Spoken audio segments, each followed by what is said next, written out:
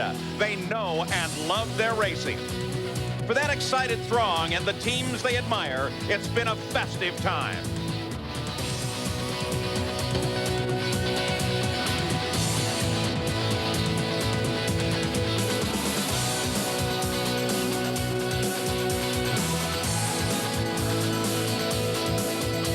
The parties and practice are over. Race time is at hand. This is the fourth run at Vancouver. Each has delivered in special moments. Al Unser Jr. won here on his way to the championship. Michael Andretti twice won here. The battle for the PPG Cup continues.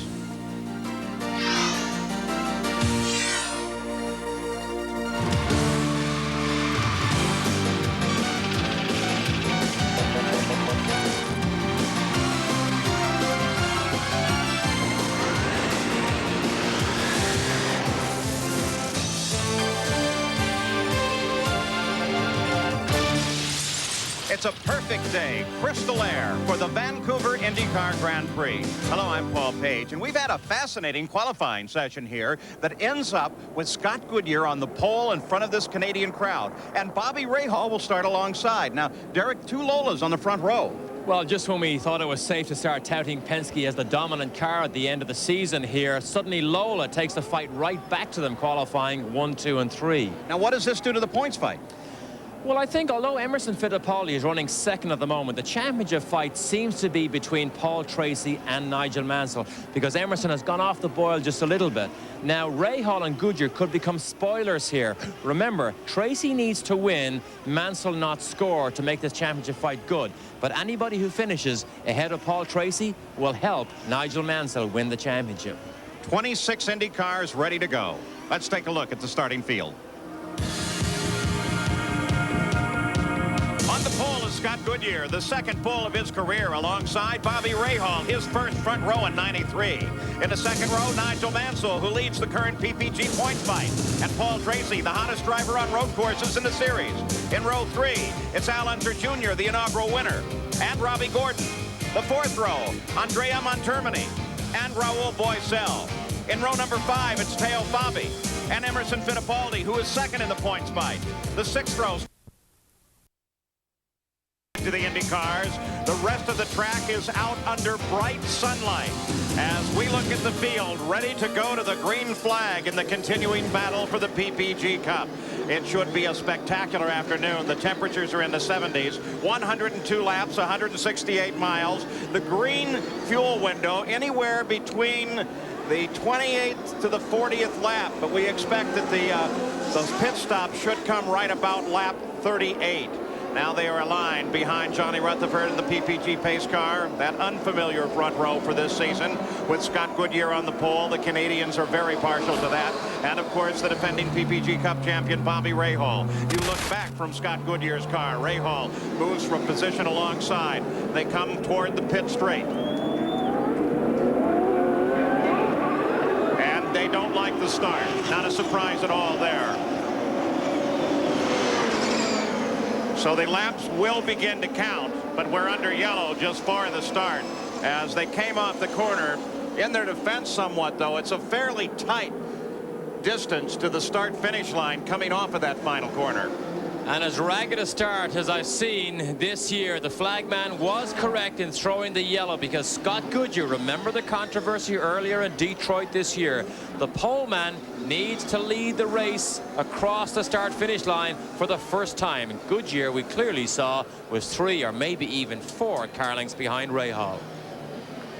The obligation, of course, is for the rest of the field to align off of the pole car. Here is that false start once again.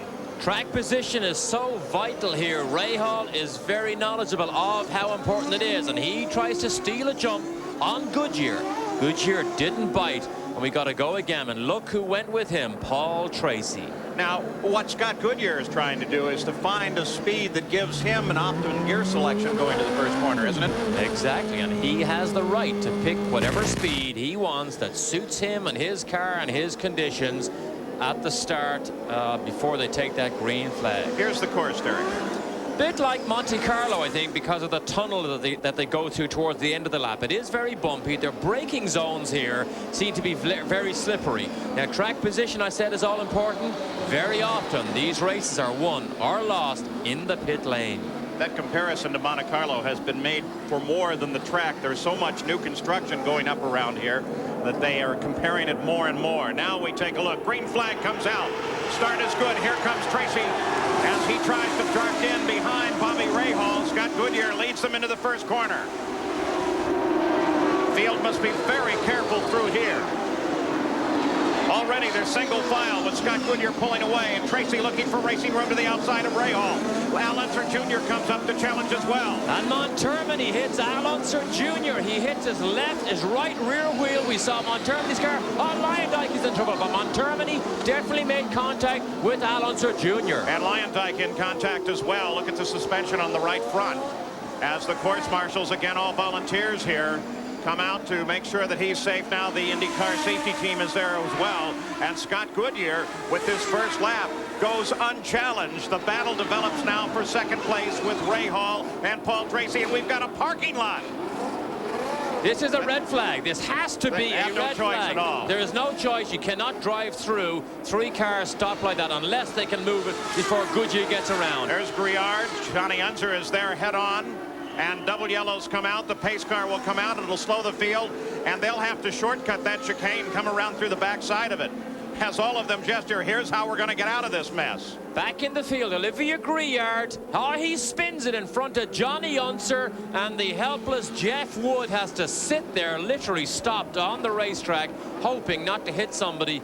But there is a freight train about to catch those guys at that chicane if they don't slow down under this yellow flag. Awkward, if not an embarrassing moment, and Griard's engine beginning to heat up the cowling a little bit. That shouldn't be dangerous to him. And Robbie Gordon has a problem as well. So we're talking Lyondike, Gordon, Griard, Johnny Unser, Jeff Wood, all on lap number 1. Now, it looks certainly as if Robbie Gordon is out of action for the moment, but we'll find out about the rest of them. So here's the way they line up with a full course yellow for the second time of the day, and Scott Goodyear is the leader. Today's Cup back in Vancouver, where the race is only 3 laps old, but there's already been some action that can have some impact on the overall championship. On the start of the race, Robbie Gordon was moving up, but take a look at Al Unser Jr. Look at Montermini in the yellow and black adjunct car down the inside. Look at this. Hits him right there, lifts Montermini's car off the ground. I believe it was wheel-to-wheel contact, which probably will not give Al Unser any aggravation, because sometimes, obviously, if it's the wing that hits the wheel, it very easily slices the sidewall of that tire and would send him straight to the pit lane. Later on in the same lap, 3 cars involved in a corner, and that brought out the full course yellow. No injuries, but it looked like they were going to have to retire Olivier Griard's car, and they pushed Robbie Gordon's car behind the wall. Let's go down pit side with Gary. Great disappointment here for A.J. Foyt's team. A.J. incidentally not here with the crew this weekend, Paul. Apparently a half shaft was broken, and that's going to wipe out the best starting position in many, many races for Robbie Gordon. They had another half shaft here in the wall ready to go. It's about a 5-minute replacement job, but apparently Robbie got out of the car. Crew very disappointed they couldn't get the car back here and make this change and possibly get him out there to get more experience, lap time, and possibly some points. Now he is definitely done for the day. Let's go to Jan Beekes. We're standing by in the Chip Ganassi pit, and we have checked in as far as Arie Luyendyk. He has now radioed in and said, hey, there was a pack-up coming into the chicane. Everybody slowed. I got on the brakes, and then I got hit from both sides. Arie Luyendyk is out of the car. His day is done. The crew's packing up here in the pits. Paul? Well, Arie Luyendyk will suffer with that. He was 8th into the points coming into this race with 61, but of course he goes home with 0. And Willie T. Ribbs also got caught in that pack-up. That's the problem when you start far down the grid. Luyendyk was 17th and Willie T. Ribbs was 16th. They could not avoid the incident ahead of them, and then they got clobbered. You can see the field is shortcutting the course, that chicane where they had the problem. On board, looking back on Bobby Rahal's nose cam. Interesting, we see Robbie Gordon breaking a drive shaft there. That was the same thing that put Al Unser Jr. out of our last race at Elkhart Lake. Broke a drive shaft, which is something very unusual this year. We haven't seen many of it. Suddenly we see 2 and 2 races. You talk about things that can have an effect as we look at the map of the track here. This track seems much rougher this year than it has in past years. That can affect what constant velocity joints and half shafts. Yes, it is very bumpy. You know, sometimes it's just the way you set it up. Just sometimes it's just pure bad luck. I mean, they do crack test these parts before they go on the race cars. Sometimes you just can't pick up all the problems. BC Place Stadium just in front of Bobby Rahal as he moves through the first corner and follows Scott Goodyear. They line up under the yellow with Goodyear in the lead. He has been from the first green flag. This is really our second yellow. Bobby Rahal second, Paul Tracy third, Nigel Mansell in fourth, Al Unser Jr. fifth, Andrea Montermini in sixth place, Raul Boisel seventh, Teo Fabi is eighth, Stefan Johansson is ninth, and in 10th place is Emerson Fittipaldi. Let's go pit side with Jan. Well, a lot of people here in the pits are talking about where is that speed from Scott Goodyear coming from? Does he have changes on the car? Yes, he has new Lola updates, which are air deflectors behind the front wheels, as well as a new underbody. But speaking with team owner Derek Walker, he says it really comes down to the fact that we're in a Canadian race here. We have a Canadian sponsor, McKenzie. It came down to, for that pole position run, Scott Goodyear working traffic, putting his pedal to the metal, and pulling out what all drivers are looking for, that perfect lap. It was one of those fun moments, too, to watch at the end of the day when they realized that they did have the pole in the last few minutes. They were all ecstatic. Now, here's that situation again between Montermini and Al Unser Jr. that could have done some pretty serious damage to Montermini. And both cars luckily did survive. I mean, there's a big squeeze job down there when you get down. But look at Montermini. He actually did break the right front wing.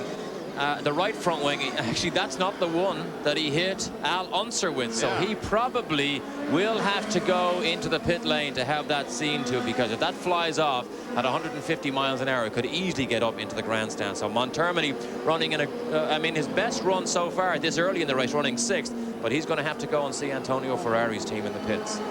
Now through the reports, go to Gary Gerald. Paul, just to follow up on Al Unser Jr., we just checked with Rick Gallis, and he said Jr. didn't even acknowledge on the radio that he was aware of any contact. So they don't know of any damage to their car. They're greatly relieved, but they were somewhat concerned to find out that Jr. had been involved in some contact. So apparently Al Unser Jr. also making his best start of the season up here in the 3rd row, hoping for one of those days where he can get back on the podium. Quick footnote on Montermini. They are going to attempt a live hookup to Italian television, whereby Montermini can actually talk directly live on television in Italy from the race car under yellow flag conditions. Obviously, he can talk about his own incident, because that's probably the one they're going to be watching. If he's up now, what they're going to be telling the Italian television is he's seeing a black flag because they're going to bring him in so that they can at least take that one strip of wing off the car. We're actually talking in turn 3 several separate incidents that involved Danny Sullivan, Mark Smith. You saw Montermini get involved, and Scott Brayton was also involved in that, and you saw Ari Leyendijk get involved in that situation. All of those happening in that turn 3 area, and all simultaneously, which I think, Derek, speaks to how tight and narrow this course is and how it can have an impact on the championship. Well, they all know that it's very tight down there. They all will tell you, I'm going to take it very easy on the opening laps and let things settle down. Certainly that's what the front runners said they would do, particularly Nigel Mansell said to me this morning he will definitely not try and stick his nose in where there isn't enough room and settle down, but back down through the field you can so easily throw all your weekend's work out the window by one small error when you're between the concrete walls like here. I thought it amusing that you were joking with Roger Penske this morning on how almost invisible Nigel was in that warm-up session. He stayed away from everybody. In that warm-up session this morning, Bobby Rahal was the fastest. Paul Tracy was second quick. That speed manifesting itself only in part here today as now they close up. And the course marshals wave them on because we should come back to a green flag now. There it is. Back racing, lap number 6.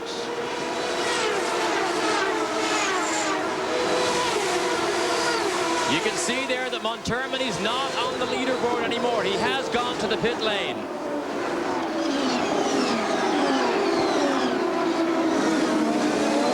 Both Paul Tracy and Al Unser Jr. using a little wider line coming off of the hairpin as they look for a place to attack.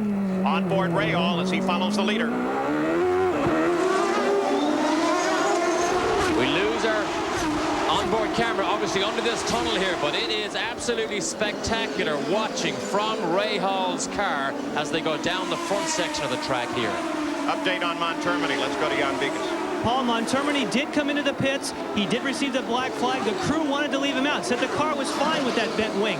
They came in, removed the one that was damaged. They jumped over the wall to put the new wing on, and Montermini, with no radio communication, just took off. So he's out on the course without a front wing. I assume, I mean, he can race that way, but there's no front downforce, Paul. Well, there's a story to keep an eye on as Montermini, who has been spectacular. Remember, he had a wonderful run at Detroit this year on the road course. Paul Tracy closes on Rahal. Tracy has been fighting with this car all weekend. He said it's almost the front and the back are separated. He cannot get the balance. He has understeer turning in, and then the car transfers into oversteer or a loose condition coming out. Fought it all the time, but actually liked the car on full tanks this morning, which was the first time he ran on full tanks. Now, to continue the saga of Montermini, they're bringing him back in with a black flag. He violated the pit speed limit on the way out. Well, battle for second place. Tracy looking for room on the inside. Tracy's so strong as these races develop, particularly on full tanks when the race goes 5, 10, 15 laps. Tracy and this Penske is always very, very threatening. Scott Goodyear just turned the fastest lap thus far in the race at 104.2 miles an hour. He got a great start. We saw exactly what he did. He actually hung back half a car width from Rahal and then got the jump, and he was away into that first corner first. Of course, you're on board with Rahal, looking back there toward Paul Tracy as they come under the stadium again. And the battle is at the front of the field to fight for second. This is the faster of the chicanes. They go through there at 60 miles an hour, accelerate all the way to 160 through this section here and get on the brakes for turn 10, and it's very slippery in the braking zone. Look at Tracy down the inside. Tracy takes advantage of the braking maneuver from Rahal, who locked up the left side going into the corner. Tracy ducked underneath and moves into second place. At the same time, just behind this fight, Nigel Mansell and Al Unser Jr. are circulating together. They're not fighting right now, and both are being wonderfully careful. So it's Scott Goodyear that continues to lead here at Vancouver, and Paul Tracy has just taken over second place. Back with the Indy cars in Vancouver, on board Nigel Mansell, who has dropped a position. He was battling with Al Unser Jr., and little Al was able to tuck underneath him and get past and pick up the position. That put Al Unser Jr. into fourth place, Mansell back to fifth. Here is the situation as Paul Tracy moved on Bobby Rahal. Now, when Rahal is turning right, that inside wheel, which is the right side wheel, is lightly loaded because he's turning the car to the right. The braking zones are very slippery. All he has to do is move offline. Tracy sees it, and he pounces down the inside. Rahal is offline and can do nothing about it. Has no choice. It's Paul Tracy or the wall at that point. He chose to drop back just a bit. Tracy goes into second place, so Canadians run 1-2. Al Unser Jr., of course. Look at this. It's Paul Tracy making a move on the leader of the race. So the two Canadians battle at the front of the field, but Goodyear holds him off. Whoa, this is a great engine battle here, too, because we have Ford versus Chevrolet, and I don't know what happened there. Goodyear may have missed a gear because Tracy suddenly got right up behind him. Rahal is there, too. We have a great fight here, and Goodyear leads. Two Canadians running 1-2. Interesting comparative of engine battles here between Ford and Chevrolet. Well, this battle has raged all year long, and it's been tremendous. Manufacturers fighting it out on the racetrack here. Look at Tracy, though. He is all over Scott Goodyear. Bobby Rahal closes in on Tracy as well. Here comes Al Unser Jr., now widely separated from Nigel Mansell. Tracy was so pleased with this car this morning. As the race goes on, this car has tended to get better. Here he comes. He looks at traffic ahead. They both get side by side. Scott Goodyear finally has to get it up, and Tracy takes the lead of the race. Rahal comes by instead. Exactly the same place as he passed Ray Hall earlier on. And what happened here, though? Goodyear went right out into the dusty gray area and went from first to third in one easy swoop. But look at this, it's not over yet. Goodyear's not giving up at all. There's plenty of traffic ahead, and Al Unser Jr. is closing in as well. Scott Goodyear right on the back of Ray Hall's car. Tracy begins to pull a little bit away now. But look at the traffic they have to handle. Traffic jam, that's Jeff Wood trying to keep out of the way. Look at Al Jr., he's all over Goodyear. Al Unser Jr. makes the charge on Goodyear now. Drops off as they come under BC Place. Junior qualified fifth, said afterwards he thought the car was very good as he's had it on a street circuit this year. And if he says that, you know he'll be strong in the race. And here's the pass. Turn 10, the end of the lap. Tracy down the inside. Look at Goodyear, turns in. Now look what happens, Goodyear. He's on the dust and dirt, and Ray Hall is on the right-hand side. Whips into second, look at this! And Ray Hall now moves on Tracy. Bobby Ray Hall makes a move and picks off Tracy going into the first corner. Quickest car in the morning practice, and it's beginning to show as Ray Hall, that tough year that he has suffered, may now finally be over. He's at the lead of a race. How did he pull that off? It's only a short run up the front straight here. It's a flat left-hander, and he was side by side with Tracy as he approached the left-hander. How did he pull that one off?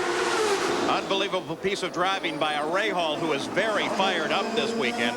He's had a wonderfully good weekend and has been doing very well. In fact, for a while in that battle for the pole, everyone thought that Ray Hall was going to lock the pole up, and then Goodyear reached down and was able to pull the pole out in the final moments of qualifying. Ray Hall, after the morning qualifying, or the morning warm-up this morning, had that smirk, the confident smirk on his face, saying this car is very good. Remember, he got derailed in his championship run at Indianapolis when he had that disaster, and he's been trying to catch up ever since. This might be his strongest run. So Al Unser Jr. goes into third place. Al Unser Jr. around Goodyear, I should say, going into third place. So Scott Goodyear is settling back for the moment. I wonder why he's not able to fight with these other runners. He was so quick yesterday. So quick yesterday, and this morning, after the warm-up, he seemed to be reasonably happy with the car. However, it's not good right now. Looking back to take a look at Bobby Ray Hall's pass of Tracy, you can just get a glimpse beyond the gearbox of Tracy's wheel. And as they got down into the first corner, Ray Hall just shut the door on him and drove away. Tracy must have missed a gear, or else he was slow out of that last turn, because for Ray Hall to actually drive around the outside of him on that short straight and go around the outside on turn one, I mean, something must have happened, Tracy. You just don't do that. Let's get an update on Scott Goodyear from Jan. Paul, you were asking about what's happening with Scott Goodyear. That's exactly what the crew wants to know. They radioed to him, no response. It appears as though they've lost radio communication with Scott Goodyear. He did say in the morning warm-up that when the car got hot, that the rear tires got too hot and he lost traction. Just speculation. The crew does not know what the problem is. Paul? Or the radio's working fine and Scott doesn't have any idea at all. Nigel Mansell closing in on the back of Goodyear now. Mansell runs in fifth place. There he is. Traction. Points leader. Traction is the key to speed here, because you slow down for these chicanes so much and then you jump on the power. 750 horsepower trying to go through those rear tires, and when it begins to spin, they overheat so quickly, then you lose grip, and then things just exaggerate themselves from then on, and you go downhill. And as with so many temporary circuits, different kinds of surfaces throughout the track, and that takes its toll on the tires during the run of the day. Watch Mansell's head. Look at the way it bounces around. These bumps are so severe along this front straight here. That's usually what you get, though, in these street circuits. Now we're into traffic. Who is that? Matsushita. Mastada. What's his name? No, you did it right. Mastada is actually the correct name. We've used Matsushita, Matsushita, Hero, Mitsubishi, Panasonic, Japanese driver. Take your pick. So Mansell works his way out from under the stadium as the front of the field for the moment has settled down, but not without a great deal of change here in the early going. Mansell actually believed he could have been on the pole here. His very last lap of qualifying was 2/10 quicker than everything else he did, which was good enough to put him on the pole, except he was balked by Montermini at the last turn, which actually infuriated him because he realized how important track position would be at this early stage in the race. So Mansell thought he could have been on the pole. You can imagine how they felt when they looked at the computer and realized that he was that close. Rahal is still the leader. Back on the race course, Bobby Rahal, the leader of the race, looking back a fairly clear course behind him because Paul Tracy is running 1.5 seconds back. But even as we speak, Tracy begins to close up. Still, there is an intervening car, a lap car that Tracy now gets around. We look at the full running order. In third place, Al Unser Jr. after battling with both Scott Goodyear and Nigel Mansell. So the race stuttered to a start here with 2 yellow flags in the very early going. We're now on the 21st lap. 102 laps the scheduled distance. And a good battle here. We see Emerson Fittipaldi currently second in the championship, but struggling, not able to get out of that 9th position. But Johansson just had a tremendous tussle with Teo Fabi, just manages to squeak past him. And who's behind Emerson? Mario Andretti. 2 big names running very far down the order. Here comes Al Unser Jr. as he moves inside of Tracy, and something has to be wrong there. Look the car over. Yes, something's got to be wrong. Something's wrong with Tracy. He slows on the course. Here comes Goodyear pass. Tracy falling back in the order. Mansell coming up to overhaul. Tracy just trying to get it into the pits. Let's go to Jan. Paul, we could hear Tracy as he went by. It turns out he has a bad misfire. He came by the pits. Tracy, it's an engine-related, probably electronic problem. Big misfire for Tracy. That's why he's slowing. Somewhat precariously now, the whole field tries to get past. Roger Penske talks with his young champion, but Tracy is struggling to get it around even as far as the pits right now. I don't think he's going to make it. A bad misfire has become a terrible misfire. No, I'd be shocked if he makes it around. Remember, the championship battle may be going out the window with this misfire here on Paul Tracy's car. And look at what Penske Racing is suffering this weekend, as he's a good half a lap yet away from the pits to try to make it back from there. This was really their hope. Fittipaldi was having problems throughout the weekend. As Derek just mentioned, he was locked in a battle for 9th and not moving forward at all. And now suddenly Tracy is struck with this. Maybe if he can get it back, they'll be able to repair it. It might just be an electronic box change, but it's going to take him a long time to get there, even if they can do it. Yeah, and for the championship fight, he has to beat Mansell, and he really needs to finish first or second. That's over with for today. So as Tracy's problems become bigger and bigger, it actually begins to make Mansell's job of winning the championship easier and easier. And Tracy has stopped on the course. That brings out a full course yellow because it's such a precarious position. They'll get Tracy off the course, back to the pits. Maybe the full course will actually go to his advantage. But Bobby Rahal takes advantage of the yellow on lap 23 very early in the window to come in and take on fuel, as does Al Unser Jr. Here's Gary Gerald. This was the best qualifying effort of the year for Bobby Rahal. They liked the setup that they had in Toronto when they qualified 3rd, finished 4th. They're looking for better things today. Absolutely routine, and they're out quickly. Oh, almost contact as Tracy did get it into the pits. I'm sorry, it was Fittipaldi and Goodyear. Let's go to Jan Dekus. Scott Goodyear has just left, Gary. He had supreme performance here in the pits. They got the 4 tires on. They got them fueled up. You're now looking at Mario Andretti, who came in a little bit sideways. Now he's trying to get out. Just misses his teammates' tires and underway. I'll be very interested in seeing what the radar readouts are as Bobby Rahal and Al Unser Jr. came out, since they seem obsessed with keeping those speed limits so tightly here. It seemed like they were racing right to the end of the pits, and they might have gotten above it. On the way out, they were okay. On the way in, you have to be careful because they're at this end of the pit lane. So really, they can almost accelerate as far as they want as the safety crew stick a rope onto Paul Tracy's championship dreams. Rahal, the leader under yellow. On ESPN. Well, there's been quite a bit of action here today. In the pit stops, a couple of little occurrences. Well, perhaps not so little if you're involved. As Al Unser Jr. came out, look at how he got together with Emerson Fittipaldi in his battle to try to catch and get around Rahal. Just a light touch. At the same time, Nigel Mansell had a problem coming out of the pits. He got in, he got serviced, and he stalled the engine on the way out. They had to pull him back, so he has dropped down now to 10th place. And Paul Tracy, they've been trying to get him back in. He's finally there, Jan? Yes, they have towed him in, Paul, and they feel it might be the battery. They can change a battery on these cars very quickly. The crew has got the lid off. They're going to try and change the battery and check for anything else that it might be, because it did sound electrical. They did radio to Paul and say, check the battery voltage. So they do know ahead of time that that is what they're looking for. They also have telemetry. If the battery is what it is, Paul could get back up to speed. Well, Paul Tracy has fallen 3 laps behind the race, though the presence of this full course yellow has helped him immensely. Here they were before the pit stops on the left and how they came out of the pit stops.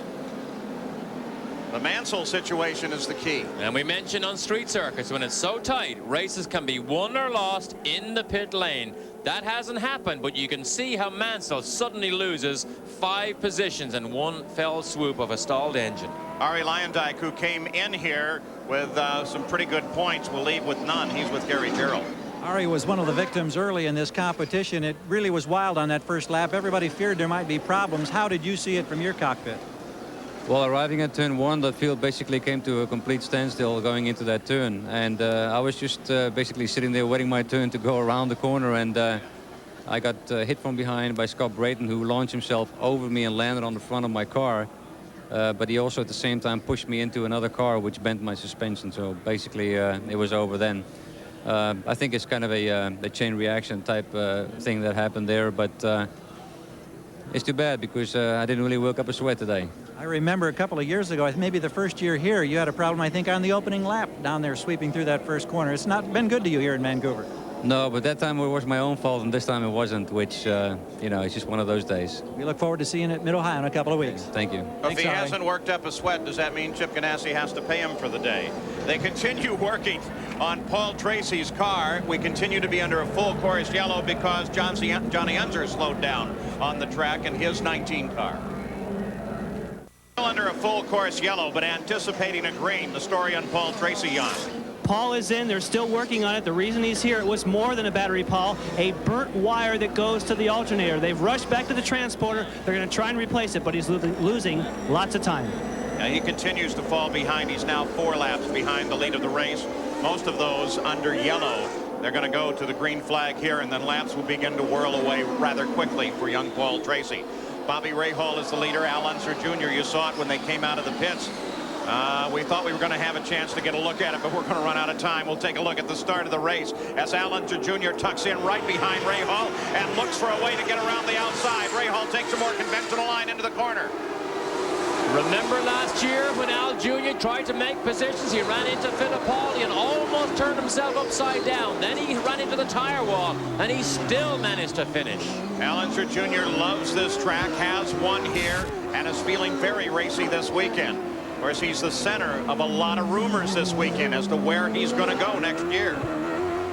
This is through the chicanes. This is through the tunnel, down to the second of the chicanes, the faster of them. 60 miles an hour they go through here, breaking down to just below 50. You're not going to ask me what those rumors are. What are those rumors, Paul? He's going to go everywhere. Name a team. He's probably going to go there. Well, that's the season. Look at little Al as he tried on the hairpin again to get inside of Rahal. Was that Rahal again with that brake smoke? Did he lock up that right front again in that slippery braking zone? Well, if he did, Al Jr. will recognize that fact also and maybe use that as an attacking point. There he is right behind him.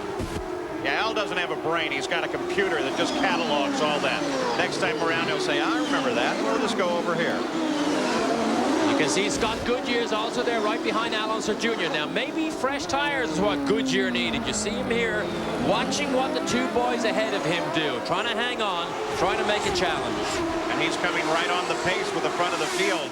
Behind him, just about a second back, is Stefan Johansson. There he is as he closes in with Raul Boisel just behind him, so the top 5 are still in close contact on the course. Johansson went all the way from 11th on the grid to running 4th now, mainly because he had a great pit stop, but he did get some positions on the racetrack earlier. You see Tracy, the bottom right side of the picture, still in trouble in the pit lane. Al Unser Jr. looks to the inside this time, decides instead to follow Rahal through. Rahal has been mugged from behind before here. Remember Johansson last year? Down the inside, Rahal hit him and ended up smack into the tire barrier. Well, that race changed the whole complexion of the points fight because Rahal left here with 0 points. Was furious with Johansson for engaging him that way, though Johansson was going for a position. In fact, that move finally got him a podium finish here. Rahal now enjoys the full support and cooperation of Lola cars. Everything that Lola has in the development stage, Rahal gets it to try and make this car faster, to put Lola back at the head of the field. Why? Well, there's a major threat now to the championships because of Reynard's introduction to IndyCar racing next year. Now Lola want to spread their wings a little bit and help as many people be as competitive as possible. You saw Paul Tracy on his way out of the pits after a 9-minute pit stop. They were at least able to get it refired. We'll see if it comes up to full speed. What about Scott Goodyear? His problems, his day. Here's Jan. When we were talking about Scott Goodyear earlier, it was Derek that was talking about how hard it is to get traction here. And we speculated that those tires were getting hot and the rear tires were not getting grip. During that caution flag, they could talk to him by radio. It turns out that is exactly the problem. Now that he's on fresh tires, of course it will work for a while, but they have not made any chassis changes, meaning that once those tires get hot, he'll probably start dropping back again. Maybe next pit stop they can change the car. But Derek, those tires went away pretty quickly. Is that something everybody else faces? Believe it or not, this weekend here, it takes 3 to 5 laps to warm the tires properly. Then you get 2 to 3 laps at the optimum working temperature, but then they do tend to go off quickly. However, if the car isn't balanced properly and you have wheel spin, the tires go off very, very quickly. We'll get a good measurement here on how Paul Tracy's doing because the leader of the race, Bobby Rahal, just came up and overhauled him, as did second place Al Unser Jr. Paul Tracy in the 12th car coming out of the pits 9 minutes behind the rest of the race and 8 laps now behind. Has quite a distance to make up, but it appears that the engine is now running properly, though Paul's spirit may be gone at the moment. And he'd love to be in the middle of that fight and stay there, but realistically, Scott Goodyear, I'm sure, will get frustrated if Tracy stays there and if he thinks he's holding him up even a small bit, because look, well, you can see it even here now. Look how much Goodyear has lost to the leading 2 cars. Of course, both Scott Goodyear and Paul Tracy are very, very popular in front of this Canadian crowd, and they're aware of the crowd here. It urges them on, but I think it also can have a negative impact. Goodyear around Tracy, continues his pursuit. Tracy runs all alone now and is no longer a factor in this race. Former teammates here, Rahal and Al Jr. They didn't get on that well when they were teammates because they each wanted #1 status. I can understand that between professional drivers. Rahal took a little bit of time off before he got here. Arrived relaxed and freshened up. He and his wife Debbie took a short holiday in Jacksonville, Wyoming between races. He doesn't often get to do that during racing seasons. Fighters at the front of the field. Al Unser Jr. has the fastest lap in the race now at 107.3 miles an hour. He turned that on the 21st lap when the car was getting very light on fuel. 33 laps are now complete, 102 laps the scheduled distance. Circuit's 10 turns, 1.64 miles around. Michael Andretti has won twice here. Al Unser Jr. once in the 3 previous years of this race. I mentioned the Reynard chassis. The Minardi Formula One team have had representatives over here discussing the possibility of them building Indy cars for some teams over here. So Minardi also wants to produce an Indy car. So the fight remains at the front of the field as Bobby Rahal tries to hold off Al Unser Jr. Scott Goodyear rides in 3rd, followed by Stefan Johansson. Back in Vancouver, the fight continues at the front of the field. You just saw the leaders pull through as we take a look at the rundown as it stood on lap 35 just 1 lap ago. And no changes have occurred in that 1 lap. You're watching Scott Goodyear as he tries to chase down 1st and 2nd place Bobby Rahal and Al Unser Jr. But they just disappeared into the 1st corner, a full straightaway ahead of Goodyear. Stefan Johansson with a nice run in 4th place. The thing to keep in mind is the position of Emerson Fittipaldi. He runs right now in 6th place. He has been in an on-again, off-again fight with Teo Fabi. But the key here is he's in 6th place while Mansell is in 10th. and they are first and second in the points fight for the PPG Cup right now. Look at the traffic jam here. That's Dominic Dobson in the Galmer on the outside line. Moves to the outside, trying to let the leaders go through here. But here's Danny Sullivan following Mario Andretti. Danny Sullivan and Mario, some of the biggest names in IndyCar racing, running at the moment in 8th and 9th place. It's a battle for 8th place as you're back at the front of the field for the moment. Al Unser Jr. continuing to worry Bobby Rahal and push him at every corner. This Galmer Lola has enjoyed a lot of development from Galmer Engineering, headed up by Alan Mertens. They have different geometry on this car. They do have different underwings since the car started the season. So an ongoing development program that Galmer have undertaken themselves to make this car a little bit faster. It seems to be working. 11 cars on the leader lap. In 11th place, it's Jimmy Vasser. What about the points? How would they look if suddenly the season were to come to an end? Well, Emerson Fittipaldi still remains in second, but his position is strengthened right now because he runs in front of Mansell.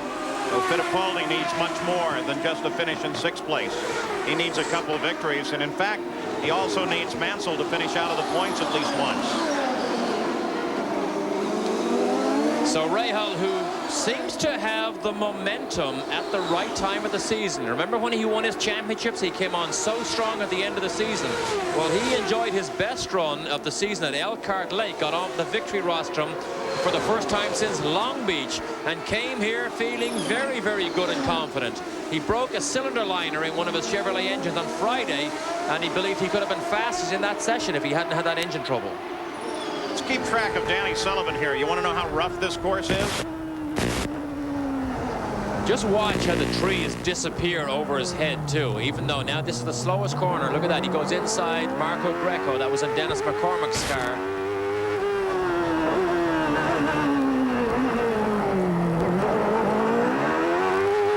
So Danny Sullivan now heading for the stadium. Jan Beekes, you have an update on Danny? Yes, we have an update as to why Danny is dropping back. He has radioed into the pits that he's low on boost. Now, we don't know if that's a wastegate problem or a pop-off valve problem. And as you guys know, it's those pop-off valves that cause mayhem down here for these crews. Next year, they should have an updated model.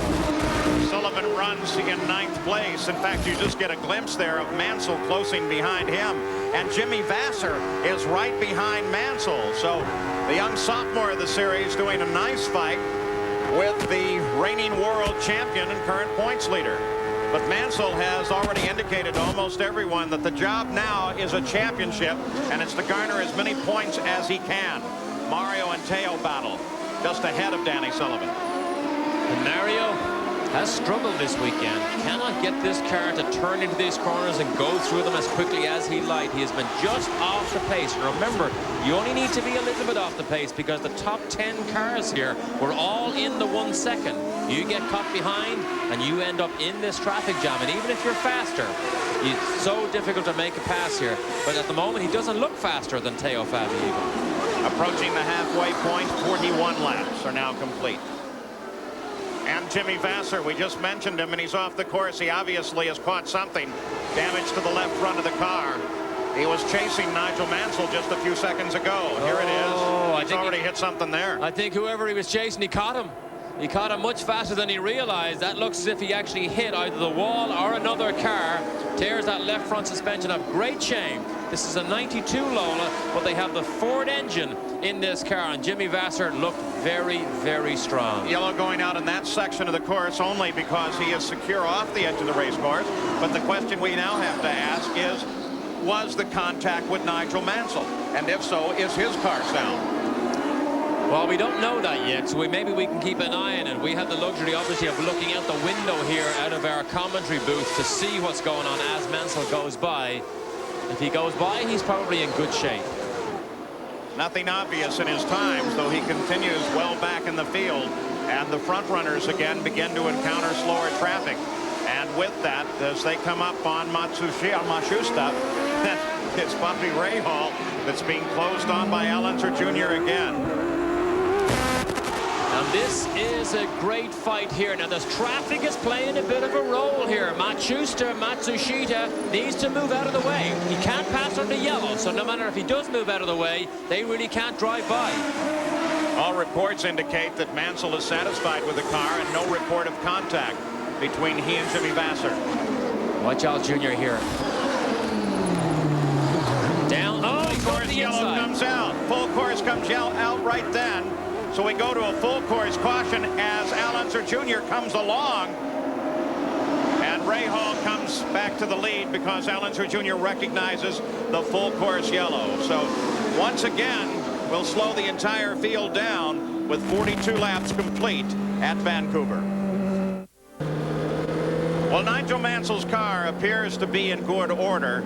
We are under the full course caution right now. Let's go pit side with an update from Gary. Well, here's Scott Brayton, and Scott is disputing some of the earlier information that we got from Ari Leindijk about what happened early in this race, because there was almost like a parking lot down there. Now, what happened from your viewpoint? Well, the traffic was slowed up, and I went to the outside, and right as I got alongside of Ari, he started, I think, or right as I was approaching him, he started to get the same idea to go on the outside, and so we bumped front wheels, and it put me along the concrete wall there. And as I was going down along there, then I got my right rear wheel got me up in the air, and so it bent my suspension, and we couldn't continue. But it was very congested, very tight, and it's just a racing accident. Tough day, because the crew had to make an engine change after the morning warm-up session to just get you out here to take that green flag. It's been a very tough weekend, and my Amway crew did an excellent job, and I got to thank all of them, and we'll get them at Mid-Ohio. All right, Scott, thanks. Thank you. Paul? Scott always leaves it on an up note. There was a report that this car was spraying a great deal of oil and may have slickened up the entire surface. Let's go back and take a look at the replay. Well, Jimmy Vasser did not hit Nigel Mansell. Watch what happens here. Not able to pull the car back, clouts that outside concrete wall, and that is enough to break off that left front suspension and send it for his checkbook. Speaking of Nigel Mansell, as this is Paul Tracy coming back in once again, let's get an update on Nigel from Jan. Yes, Paul, and Paul Tracy is coming in just to get fuel and tires. His car is okay. Now, Mansell has now radioed in during the caution saying the car is very loose. He's really getting sideways in the first turn just past the pits. The crew radioed back to him, just hang in there. When you come in for the next stop, we can make a rear wing wicker change, which will give you more downforce. So Mansell not happy with the balance of that car. Paul Tracy, in the meantime, has been out of the pits. How much do you think that's the oil that's on the course for Marco Greco's car? I don't think it is at all, because after the warm-up this morning, Mansell was complaining about the car oversteering. That was the one thing that Peter Gibbons, his engineer, was trying to work on to sort out for him. And what it is, basically, it's an extension of the same type of problem that Scott Goodyear has. Keeping the rear tires on these cars and in good order is the key to speed here. Where are we? Canada. Vancouver. Yes, I knew where some of those places. Bobby Rahal leads this race. His partner is in the pits now with Gary Gerald. Indeed. Carl Hogan. Carl, it's great to see this team back up here in front, and I know nobody's happier than you and the people that surround you. Is there anything in particular that's happened to put you back up here as a contender? Well, I think, we hadn't tested much this year with a new car. In the last couple of weeks, we've been able to test at Nazareth and Mid-Ohio, and I think we're starting to learn what the car likes and what it doesn't like. And this course is not a real horsepower course, it's a handling course, and the car is handling very well. And we felt good when it got out of the truck. It was well, and Bobby's good. He's ready to go. Now, I know there was disappointment that you didn't get the point from the pole position, but yet you had kind of a philosophical aspect about it's better to be angry about things like that than be angry about being back in the middle of the pack. It's been a long time since we've complained about being on the front row and not at the pole. All right, thank you, Carl. Sure. Well, Carl can spin around to watch his driver, Bobby Rahal, take the green flag as we come back to full speed racing once again with Rahal at the head of the field, chased still by Al Unser Jr., Scott Goodyear, Stefan Johansson, and Raul Boisel. They are all pulled up together. And then Fittipaldi runs in 6th place. He'll have to improve on that position if he really wants to keep his championship hopes alive. Good pictures here of Scott Goodyear. He will have a fight on his hands now as Johansson begins to claw his way closer and closer to his rear wing, because Johansson has made great strides here in the race, and we know Goodyear is not that happy with the wheel spin on the back end of his car. And to add further confirmation, Jimmy Vasser has now reported on his return to the pits, but he did not make contact with Nigel Mansell. It was all with the wall. So Nigel's car at least appears to be sound. Update on Stefan now, Jan.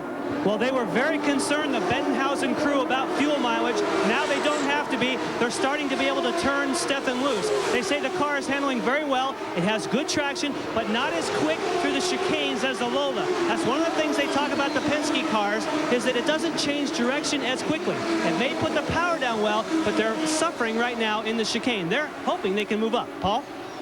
Well, we may be starting to name this the Mansell move, because it's happened now for the third time this year. He doesn't have to worry about his contact with Jimmy Vasser. Maybe he does have to worry about the fact that he had a light brush with the wall over in 3. We'll keep an eye on Mansell with that one as well. He is certainly not in contention at the front of the field. In fact, he should show up just ahead of Bobby Rahal here shortly, because he is the last car on the leader lap in 11th place.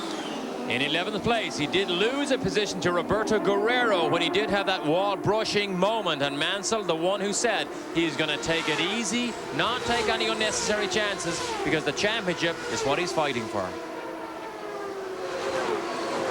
We spoke about track position earlier. See how important it is? Mansell went from 5th to 10th and has never made up that track position back out on the racetrack. Bentley's in trouble.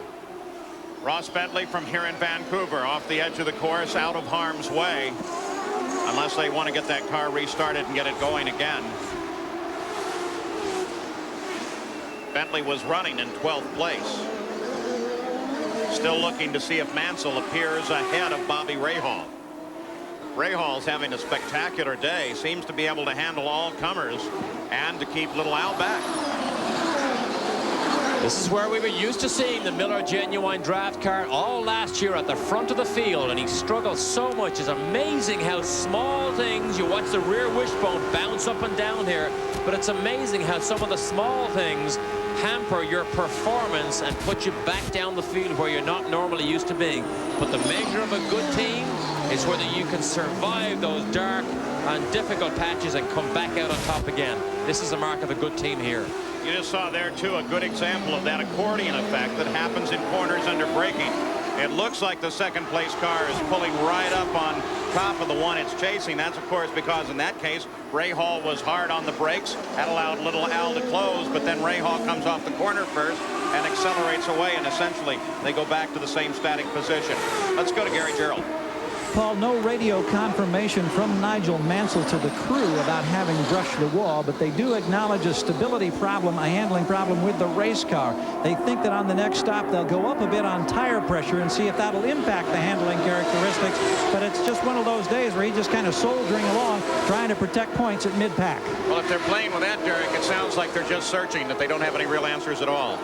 For a team who has been so dominant on so many occasions this year, yet in Toronto it was a disaster for them, and it's not a good day here in Vancouver either on street circuits.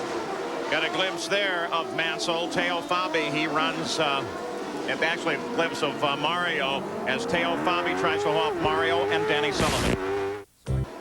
Locked in a battle for third place now is Scott Goodyear with Stefan Johansson just behind him. Scott just completely lost it a couple of corners back. Here's how it happened. Now watch his hands on the steering wheel. Look up in the cockpit. Look, he's all over the place trying to catch and hold on to that car. He's way offline, and Johansson isn't quite close enough to make the move. And staring that wall right in the face here from the onboard camera. Watch, he takes his hands off the wheel, right off the wheel, actually hits the windscreen. Catches it just in time and drags her back on to the racing line. And you tell me his heart is not pounding, but he still has to deal with the fact that in that little mistake there, Johansson closed and is now sitting right on the back of Scott Goodyear's third place car. It's so difficult sometimes to get these cars handling properly. Well, the handling here, as well as everywhere with the Indy cars now, is so very, very sensitive. Exactly, and one of the areas that a lot of these people are beginning to work on is shock absorbers. That seems to be the magic black art right now. I mean, Newman Haas runs Olin shock absorbers. Ken Anderson, who works for AJ Foyt, has his own quantum shock absorbers. Brian Berthold, who works for Ganassi, has his own design, which I've in fact used to great effect in my Nissan days. But Derek Walker has now moved to the Penske shock absorber, and they actually attribute those shock absorbers to Scott Goodyear's pole position time. I think Jan Beekes has more on that story. Well, as far as those shock absorbers and Penske shock absorbers, right now all the front runners are on them, and yet they're not Penske cars. And when Scott Goodyear scored that pole position, he attributed, like you said, Derek, a lot of that to those shock absorbers. And Paul Tracy said, man, we shouldn't sell those things. Well, they were talking up and down the pit lane. Are the shocks on the Penske car the same as what's available to the Lola? Well, last year they had 4-way adjustable shocks. Now all the Lola cars only have 3-way. It turns out that Penske is giving these Lola competitors the exact same shock they use, a 3-way valve shock. So Penske shock absorbers is giving their competitors something that's making them go right to the front. Well, Paul Tracy's going to learn something from Roger Penske there, that Roger is a sportsman.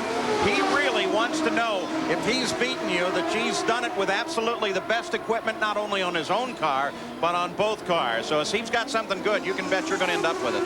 And of course, he's also a businessman, so he's going to charge you for it, and then he's going to make a profit. Then he's really happy. And that's why Roger's bank account is a whole lot better than yours and mine. Exactly.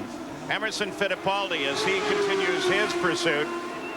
And you saw the movement through the field, or actually more realistic, the lack of movement for Emerson Fittipaldi. I don't know why it is, but Emerson just seems to have lost that little spark that is so necessary in this final drive for the championship. He hasn't qualified well in the last 2 or 3 races. I mean, in 10th place for Emerson in a Penske car is something unusual, but that little spark of aggression or whatever it is just seems to be missing from Emerson in his package at the moment. Jason and the whole family are here this weekend. His children, is he distracted by that maybe? Oh, no. Emerson is surrounded by his family and friends most of his career. If anything, that helps him because it relaxes and makes him feel good. Well, Nigel Mansell was able just a second ago to move around Danny Sullivan and now sits in 9th place, so he comes a little further forward in that points fight, which of course he still dominates. And Ray Hall continues to command this field, challenged at this moment only by Al Unser Jr. But Al's remains stuck to the back of that car like glue, just looking for Ray Hall to make a mistake. Back of Scott Goodyear's car. Nobody behind him. He's dropped Stefan Johansson back a bit for the moment. Now we're back inside Ray Hall. The most difficult thing about these in-car cameras is the little men that we have to have inside those side pods. It gets so hot in there that they just sweat too much. That's what they complain about, those little leprechauns. Little leprechauns, I would guess, Derek? 56 laps are complete. The distance, 102 laps for the race.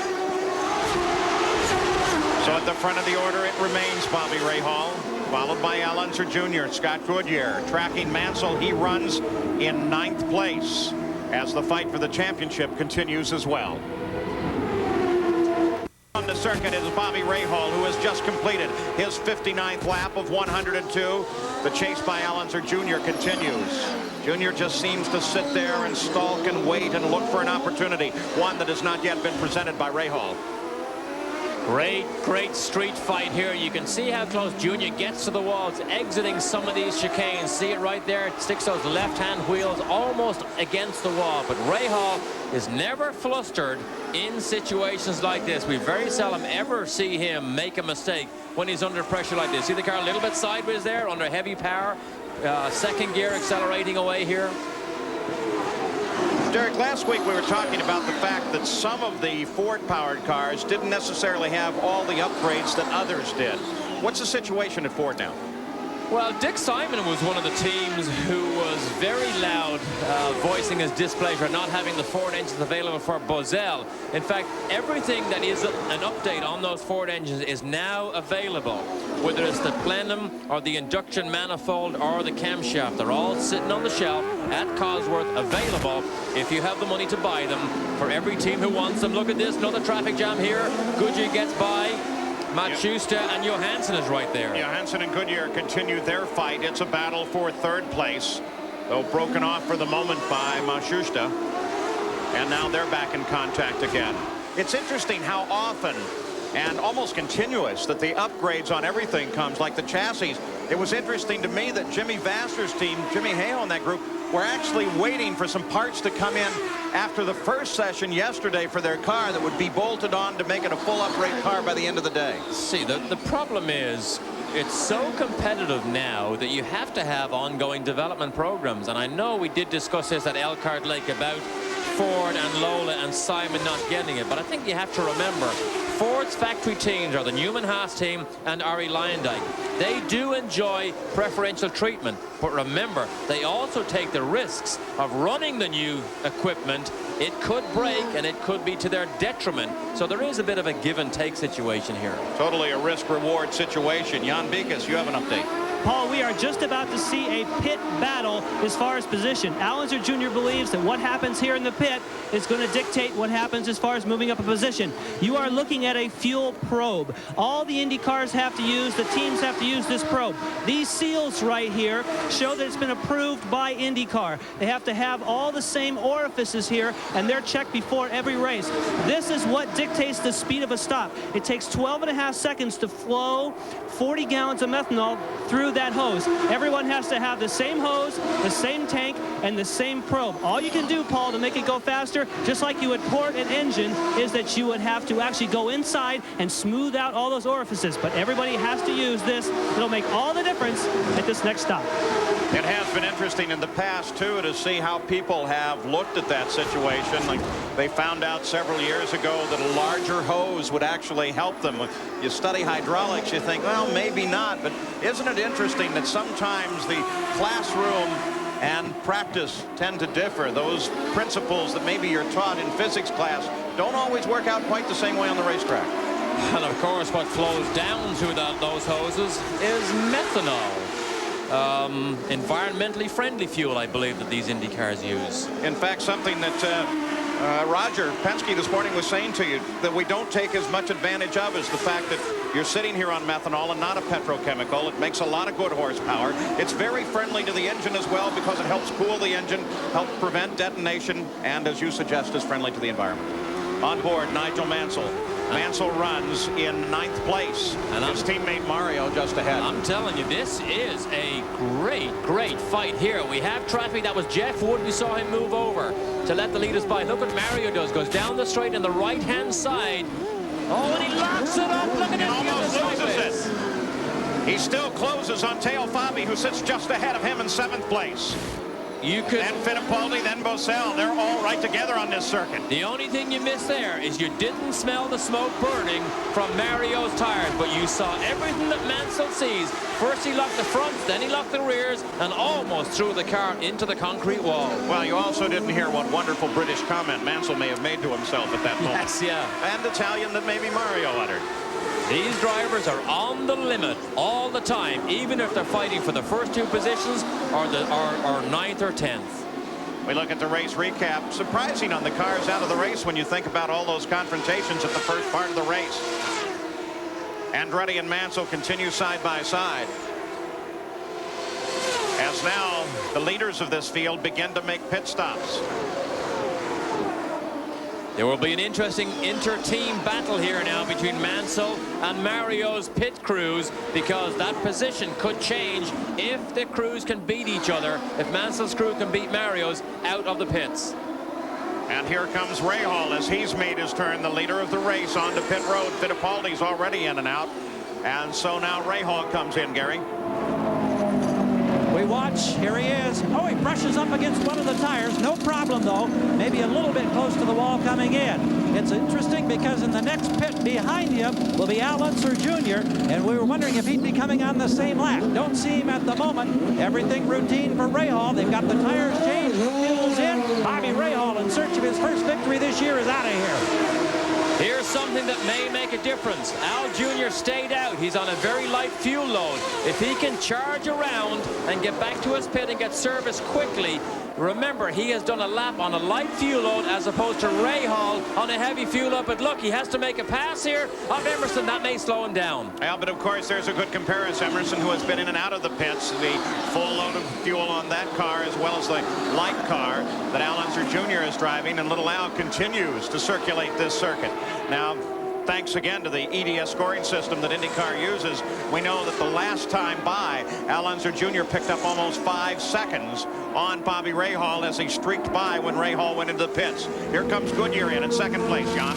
Scott Goodyear stops it. They're making the service, Paul. They can't change what they need to change to give it more traction. All they can do is try and give it a little more wing. Actually, what they're doing, they're making some front wing changes right now to take away some front downforce. But they can't make that stop right now. What they're doing is waiting for exactly what we talked about, that fuel probe to get the fuel. He's out of here. Good stop for Walker Motorsports. Stefan Johansson also in and out of the pits at the same time there. Johansson comes out in 6th place. Nigel Mansell is in. Mansell was running in 5th at the time he came in. Tom Wirtz out in front of the car, ready to give the signal to Mansell. And Al Unser Jr. finally makes the turn onto pit road as Mansell comes back into the fight. Gary Gerald is waiting for little Al. Danny Sullivan, his teammate, just cleared the pits. Here comes Junior. He won here 3 years ago. He was 2nd here last year. His best finish this year is 4th. Got some flame from a very hot brake on the left rear side. No major problem. No changes, just tires and fuel. Waiting for the fuel. Junior's gone. Almost a problem, though, as they for a second had the air wrench stuck under the nose and right front wing of his car. Rahal on the main stretch as Junior comes out. Al Jr. has pulled it off. The 2 laps that he stayed out on a light fuel load gave him about 2 seconds advantage on Rahal. He is leading the race because of that move, making his pit stop 2 laps later. Well, you talk about the tactics and how to figure this thing out, and Junior is so sharp. As he sits in the car, he figures that stuff out while he's continuing the battle. That is all part of winning some of these races. The pit lane is what he pulled off. Oh, but look at Junior. Look at him lock the brakes as he fights the car. Oh, he's on cold tires. That's one of the most difficult things that Nigel Mansell said he would have to cope with when he leaves the pit lane here for 14 years. He's used to leaving on warmed-up Formula 1 tires. Not now. So Rahal's dominance of the early going goes away with a wonderfully tactical pit stop by Al Unser Jr. as little Al now assumes the lead of the run at Vancouver. While we watch Canadian Scott Goodyear, who runs in 3rd place, as Al Unser Jr. has played a wonderful little game in the 2nd and final pit stop of the day. And there it is right there, the whole race in that one little graphic. Al Unser Jr. came into the pits just before the stop. Rahal was leading, but when little Al came out, he ran just long enough on a light load to be able to make the stop and come out in 1st place.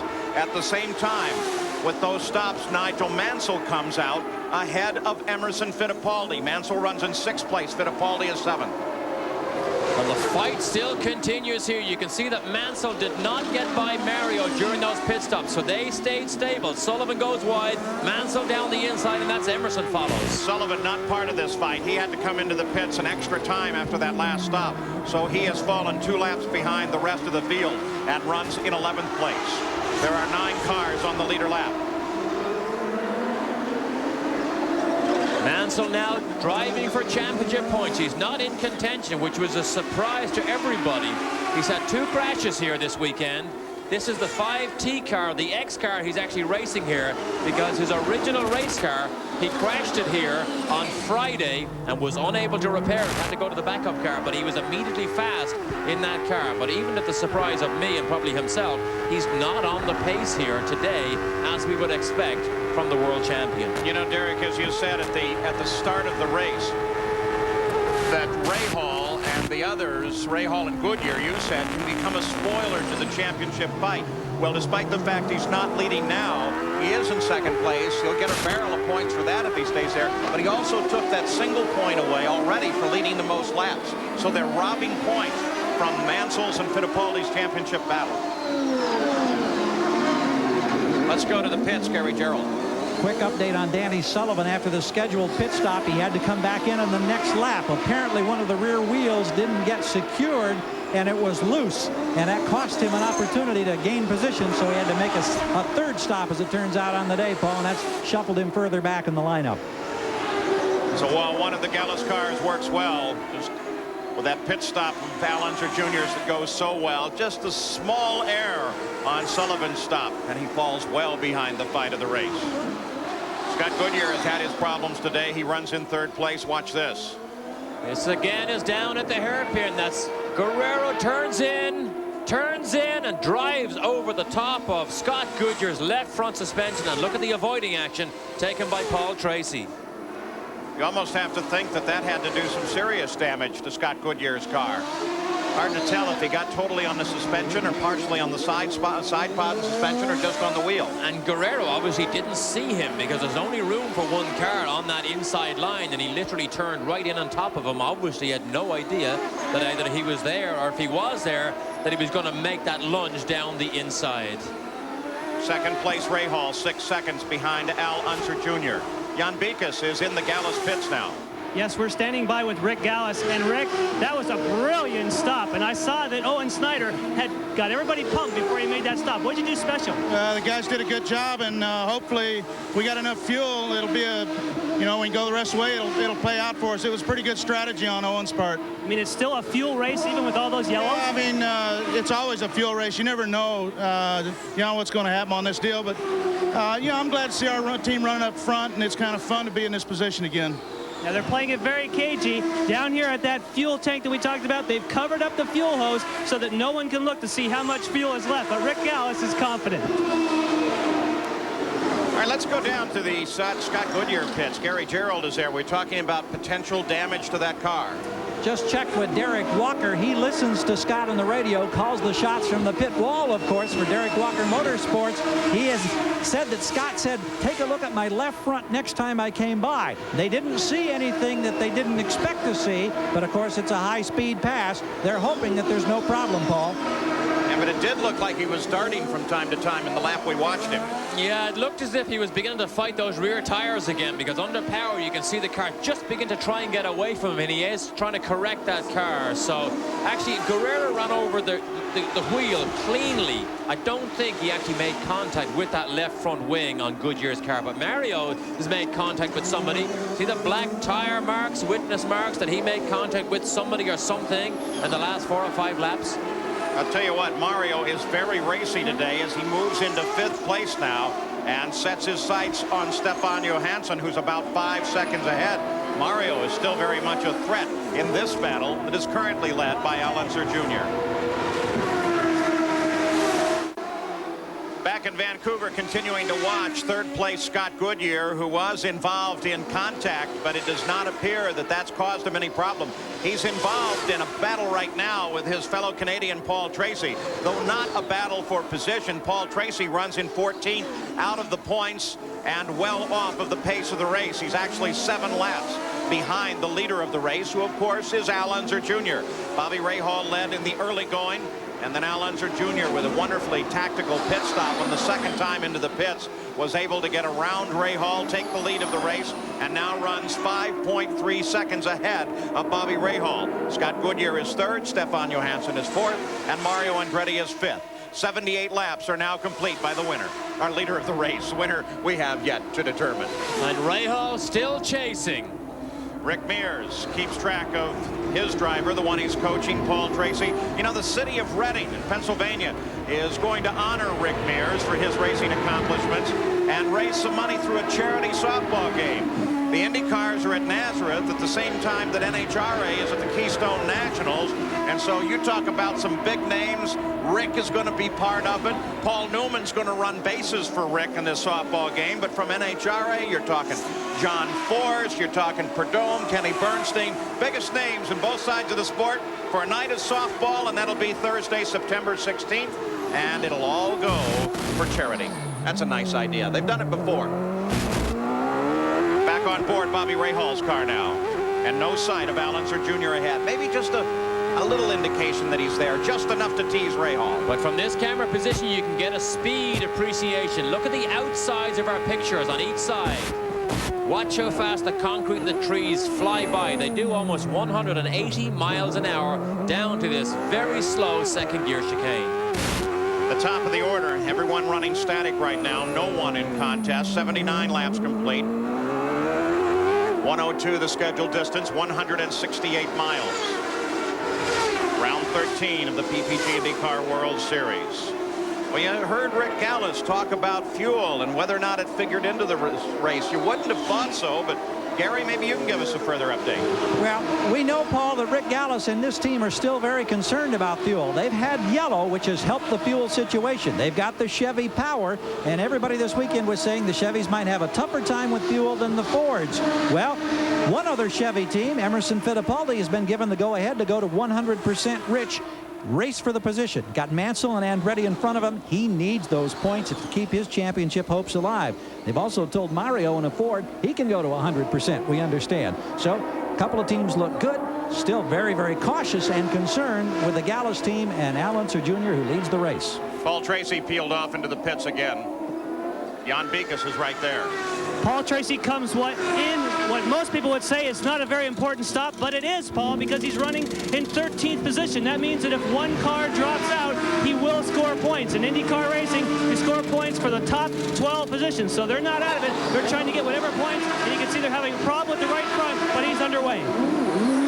Well, Al Unser Jr. was really lighting up the left side tires. Again, we're talking the light side of the car on that approach. We saw Rahal do that earlier on. Now, right at the end of that, you saw Al come off the brakes. Look at this traffic jam. Come off the brakes and allow the car to roll past the apex, because if he flat spots that tire, it creates such a terrible vibration. It could break something, or it may force him to make another pit stop. But tell me, is Al Unser Jr. taking it easy or giving it everything he has? Fittipaldi still trying to work his way through traffic. That's Guerrero just ahead of him. Guerrero is in 10th. And here's the battle as Danny Sullivan was just ahead of... And he's not really in the battle. It's not part of the fight at all. No, but Guerrero was put into that similar position with Goodyear, where he was outside and he chopped down to the inside. Emerson saw what was going on, backed out, and gave him enough room to take that inside line. Canadian television supplying the pictures here, CBC this weekend. Bobby Unser is the analyst over with commentator Brian Williams. You can imagine what he's saying about this right now. I knew all about this, no problem. Sure, Al can do it. And the team's tactics down perfect. And 18 wins is his total so far, including, of course, that great Indy 500 win. Can he make it number 19? Always a little scary when a car heads off for the pit area on that corner there. Not a problem. Al Unser Jr. still in good shape as he continues to lead and has stretched it out just a bit. Now 5.7 seconds ahead of second place Bobby Rahal. He was the champion in 1990. And then he definitely got aspirations of moving to Formula One. Never worked out for him. And now he is, I mean, we mentioned it earlier, he is the source of much speculation. The feeling is he has already signed with a new team for next year. So his Formula One aspirations will not continue for next year anyway, because he's going to stay right here. In fact, I think he's put that on the back burner, if not for now, perhaps even forever. But remember, it was at this race in 1990 when he won at the inaugural race that Al Unser Jr. went on to the championship. This was a key victory for him. We do have some sadness to report today in the IndyCar world, as it's reported that Roger McCluskey, most recently the director of competition for the United States Auto Club and a longtime IndyCar competitor, passed away. He had a long battle with cancer, and I will tell you, all of us will miss Roger McCluskey and his tremendous smile and his great wit. Back in Vancouver, the top 6 in the field, Al Unser Jr. still leads it, and you can see the interval back. Shows you that no one is truly in contest on this circuit at the moment in the top 6 of the field. The only battle at all remains down in the order, as Fittipaldi and Bobby have been going at each other back and forth for 7th place. You get a glimpse of both of them now as the leader comes through. And Al Unser Jr. still working on Fittipaldi. Let's go to Jan Beekes. Paul, you are just about to see a battle because Scott Goodyear is running into problems. He's having gear shifting problems, as well as going down the escape road in turn number 3 briefly. Stefan Johansson is closing at a very fast rate. As Scott Goodyear comes by, you can hear that he's probably missing 6th gear. When he tries to go from 5th to 6th, there's no gear there. The crew doesn't have radio communication, but right now he's dropping back in the clutches of Johansson. Well, I would guess Stefan Johansson would get around him within this lap. They came across the line with Johansson only 4 seconds behind Goodyear. We watch for him now. There comes Guerrero.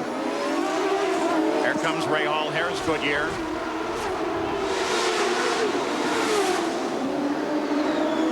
tell you what, Goodyear is still there. I mean, he is not that far behind Bobby Rahal, and Rahal seems to have settled down into this nice, secure second place. But Goodyear is still there despite his problems.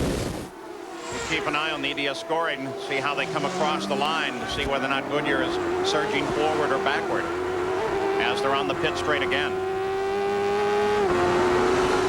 Rahal crosses the line 6 seconds behind Al Unser Jr., so he falls back a bit as Al Unser Jr. finally handles up Emerson Fittipaldi.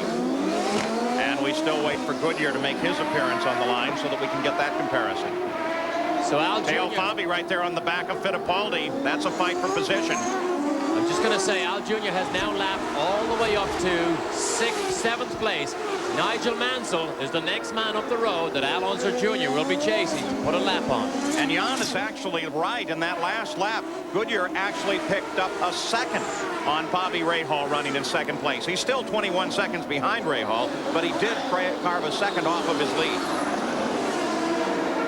This is the fight, Fittipaldi with Fabi, and it is a fight for 7th. Both of them, of course, just lapped by the leader, Al Unser Jr. 88 laps complete. They advertise a purse here at Vancouver of over $1 million. And then in parentheses, they say U.S. funds, American bucks. This is such a big event here. I think they've set records for attendance on every day that they've been open here for the track, and every grandstand seat has been full here. This is not just another race in the PP Championship. This is an event that comes to this city here in Vancouver. And you know what's really nice about that is it's not just race day. These grandstands have been full on Friday. A lot of people taking off work. On Saturday for the final round of qualifying, and of course for today, just absolutely jammed here at Vancouver. Watching Al Unser Jr. continue his lead. Back in Vancouver with the PPG IndyCar World Series, car number 3, the Valvoline car of Al Unser Jr. is in the lead, 6 seconds over 2nd place Bobby Rahal. Scott Goodyear, despite varied reports of the condition of his car, remains about 22 seconds behind Bobby Rahal. In 4th place is Stefan Johansson, who just flashed across the line. And Mario Andretti runs in 5th. In that championship points battle, Nigel Mansell is 6th, and Emerson Fittipaldi is 7th. So Mansell will pull a little further ahead of Fittipaldi. If they finish as they are now, he'll pick up an additional 2 points. Jan Beekes? When you look at those gaps, Paul, as far as Scott Goodyear keeping up with Bobby Rahal, you have to look more closely, and that is that Stefan Johansson is coming right up now, 1.8 seconds. What that means is that Bobby Rahal is driving to the fuel numbers. He has backed off. Scott Goodyear has probably not lost 6th gear. He's just having a hard time selecting it. The crew right now is cheering for Johansson as he's closing on Goodyear. Well, as they come onto the pit straight again, Johansson has Mashusta just ahead of them. There is Tony Bettenhausen, the Tony Bettenhausen Motorsports crew, as they cheer him on each lap, and they watch on the big screen Diamond Vision that they have here, and they see now that Johansson finally has gotten around Mashusta and has a free run now on Scott Goodyear just ahead. And that was Melvin Lucas we saw there, who's the fueler for this team. So there's obviously no fuel left in that tank because Melvin doesn't have his fireproof helmet on or his balaclava, so his day is done. Now he just enjoys Johansson doing his job. You called Luke Melvin on nationwide, worldwide, in fact, television? I'm trying to be nice for once. He's going to be nice to you with his right fist when he finds you. That's what he'll do. So Scott Goodyear certainly can see Johansson behind him. Al Unser Jr. continues to remain unchallenged at the front of the field. There's Goodyear on the pit straight. He started this race on the pole. Spectacular run yesterday. Nice qualifying.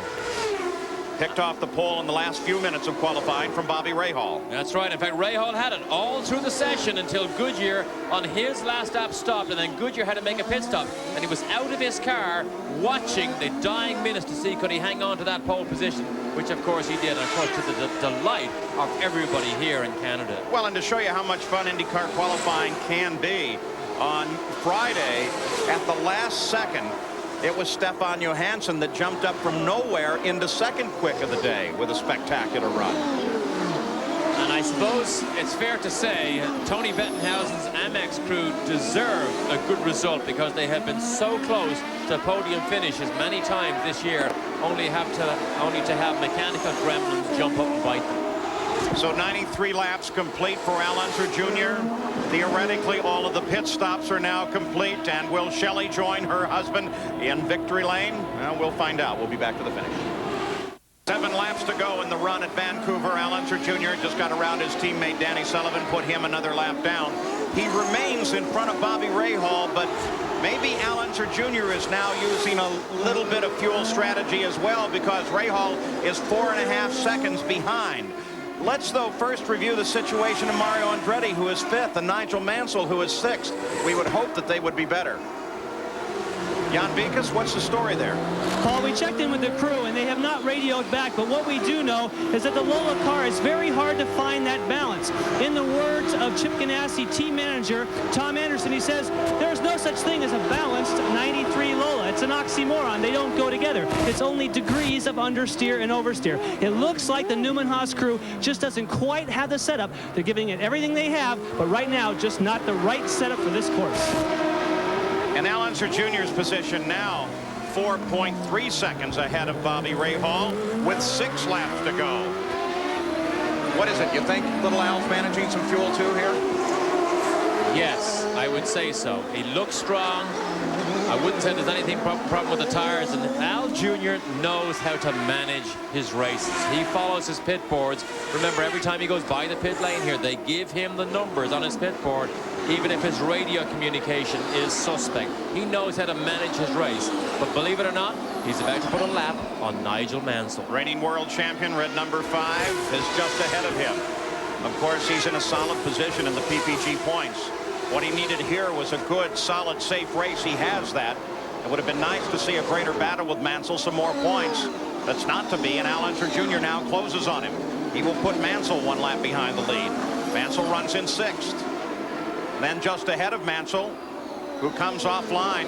See, no battle there at all. Mansell playing it so very careful. Mansell's contract is not solidified for next year yet. He is negotiating with Carl Haas, so as everybody agrees on everything and all the stipulations and all the smaller points of a contract, but it's not signed yet, but he is negotiating to stay here for a 2nd year of IndyCar racing. 5 laps to go. Let's go to Gary Gerald. Rick, earlier there was concern about fuel. 5 laps to go. What's the situation now? Well, we look good on fuel right now, Gary, so it's just a matter of bringing her home. How long's it been since you've had nerves like this? Been a while. Yeah, it feels good. The guys have done a good job. Hopefully we can get these other 4 laps. All right, we'll wait it out with the team here, Paul. Well, 4 laps to go because little Al flashed across the start-finish line again. Of course, the Gallus team scored a victory in Detroit with Danny Sullivan. And really, Rick Gallus considers Al Unser Jr. his driver. That's the team that he manages, so he doesn't count in his own column that win, even though it was a Gallus Racing win. Al Unser Jr., the inaugural victory here. Here's Goodyear, but look behind him. There's Johansson.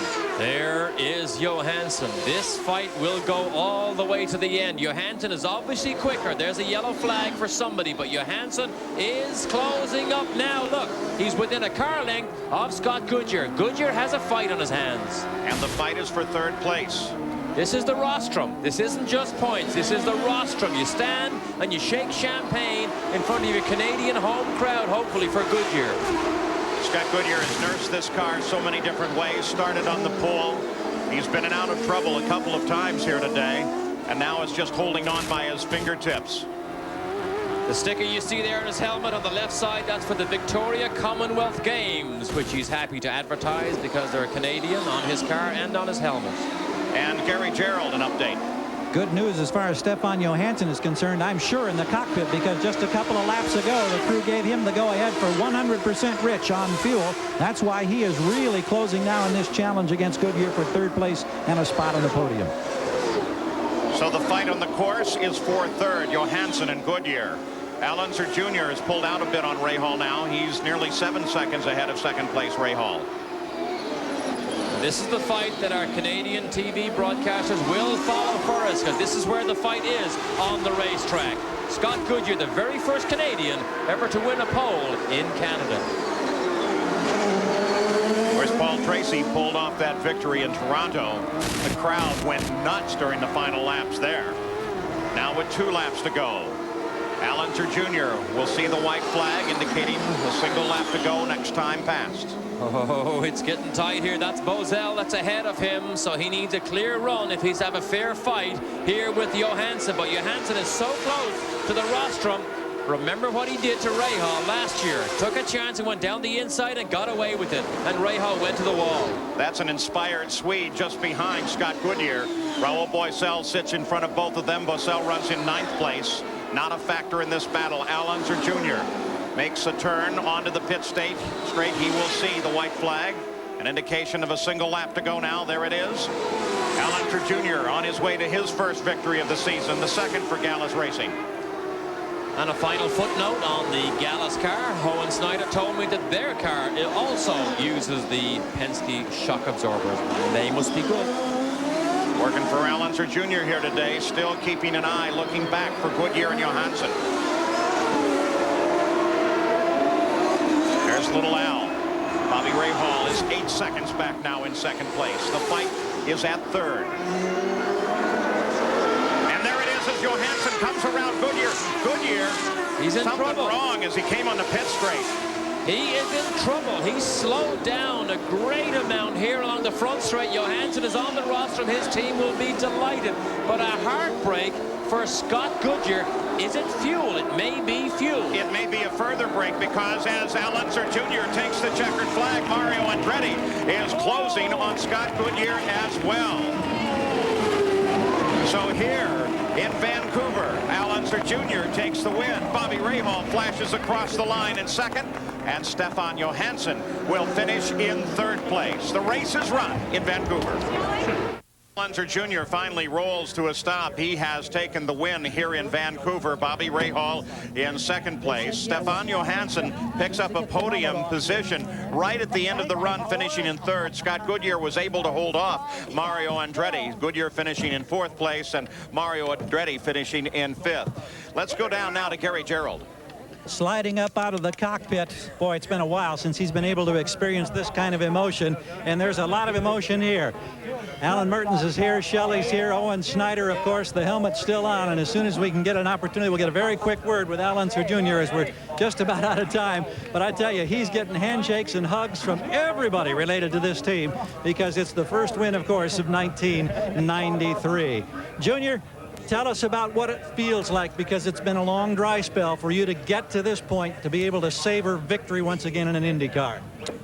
Well, it really feels great. You know, it's been a long time since we've been here, and you know, it was the last win we had was Indy 500, and you know, that's a good one to win, but we've been fighting very hard to get it back, and you know, I gotta give this win to my guys because they were great in the pits, weren't they? They had an awesome pit stop. You know, I couldn't pass Bobby for anything. He could pull me off the corners well enough that I couldn't outbrake him going in the corners, and so I just said, well, if I can stay with him, then I'll let my guys do it, and sure enough, man, they put me 7 seconds in front of him, and that's all right to go. Congratulations, Junior. Let's go to Jan Beekes. Well, Bobby Rahal is just finishing up his interview with CBC because we have many broadcasters here. When he is done, we'll grab a quick word with him. Bobby Rahal has put in a clutch performance today up there with former teammate Al Unser Jr. We're standing by just for him to finish that up. He was speaking with his crew and engineer Bernie Marcus at the end saying, we gave it everything we got. Rahal, tough run today, almost got it. Well, it's disappointing, you know, to lead so much of the race and then come up short at the end. It just, you know, he really made hay on me in those last 2 laps. He stayed out 2 extra laps, and you know, it came out, we just got in traffic, and you know, that's all it took really. But I'm pleased we ran so hard, and the car qualified very well. So you know, 2 months ago I would have been pleased as punch with a second. Thank you, Bobby. Well, Bobby Rahal's year finally coming back together as he finishes in 2nd place. Unofficial at the moment, but here's the order with Johansson making that move toward the end. Perhaps of greatest significance here is that Nigel Mansell sits there in 6th place, 1 position ahead of Emerson Fittipaldi. And so with this finish, he moves another 2 points further away from Fittipaldi. It was Paul Tracy that actually suffered the worst in the points fight here. He fell 8 further back as we take a look down through the entire running order here. These are unofficial for the moment, but it's assumed that they will be authenticated by the IndyCar officials in about 30 minutes. No real contest to the action. Well, there's the point standings right now. Nigel Mansell continues his lead as they head on to another road course in 2 weeks at the Mid-Ohio Sports Car Course. Magnificent facility, one that always produces a great battle. Our congratulations to Al Unser Jr. and Gallus Racing. They have taken the win for the 2nd time here in Vancouver. I'm Paul Page for Derek Daly, Jan Vikas, and Gary Gerald. So long from Canada.